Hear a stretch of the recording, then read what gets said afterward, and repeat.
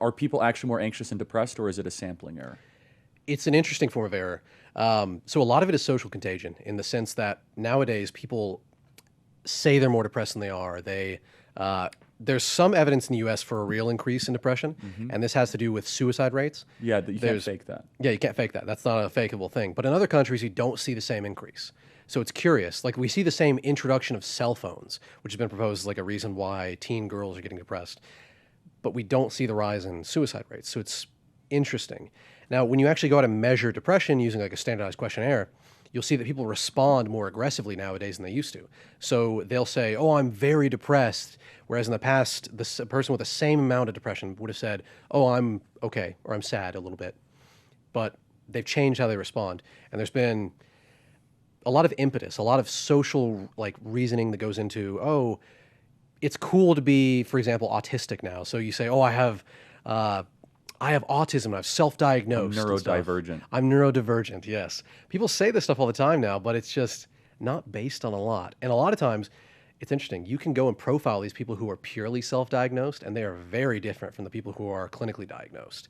So, for example, for autism, those people don't really have social deficits. The people who are merely self-diagnosed without a clinical diagnosis, they differ radically from the people who actually like had a doctor go, Or banging their head against a Yeah, wall or something tragic. exactly. So would you say that depression is a growing problem in the West, or is it overblown?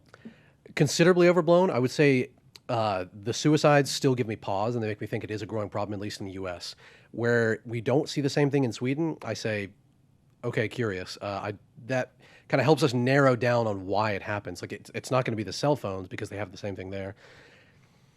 Could be something about their social environment that is different in Do terms of. benzodiazepines work? Yeah, You do? I think so. Wow. yeah. Well, I mean, tons of different drugs work. Like SSRIs work. The thing is that they have side effects. They don't Yeah. work for everybody. In fact, for the heterogeneity and how well those work across the population is incredibly significant. If they're working, why are people still depressed?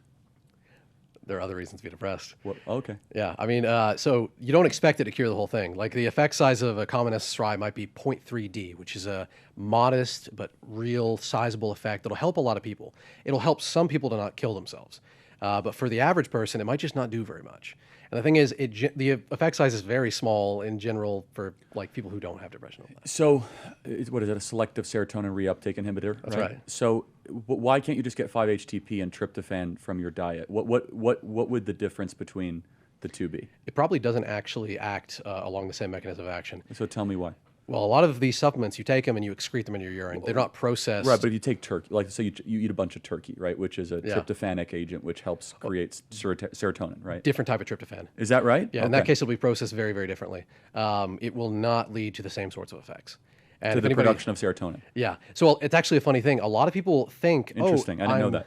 Yeah, a lot of people think, oh, I'm taking this supplement, and thus I'll get the effect that this drug that has the same name nominally has. Sure. And this is really common with vegans and omega-3s.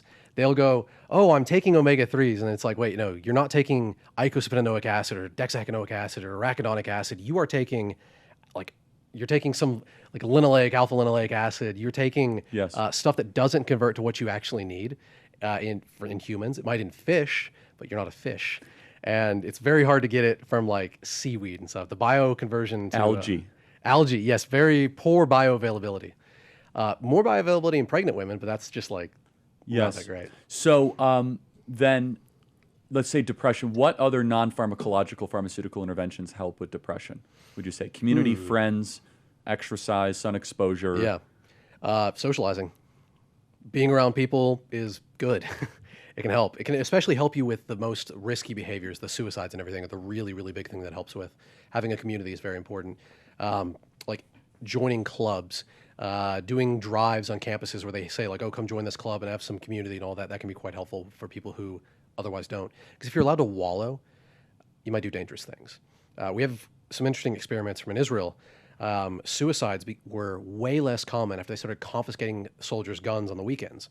They would say, "Oh, don't go home alone," and all this. And people who are like in traditional communities, not the Hilunim, they more often had those connections or whatnot, and the effect is smaller for them. So you see, if you let people wallow, they'll do bad things. And so the Zoloft, Xanax, would you also say They work. The thing is, they're not panaceas. Yes. They're not miracle cures for anything. All these drugs work in a like limited sense where they don't work for everybody. They don't work perfectly, but they are going to save lives if we prescribe them to some level. Do you think there's anything troubling that like 1 out of 4 teenage girls are on one form of these drugs? Yeah, I do. I think it's overprescribed. So yeah, tell us why. Well, for one, we know that genetic heterogeneity where we can sort of predict if something will affect you. Some people just shouldn't be on certain drugs, and they're going to be taking them long term because they're getting a placebo effect. And it's like, oh, that's just causing the downsides for you. You are not a responder to this, and we should have been able to predict that, but we aren't there yet with sequencing everybody and getting them this information. If we did more of that, that'd be great. We would be able to tell them that ahead of time, get them on the right drugs, help them to tailor their drug dosing, the regimens, everything like that. But we just don't.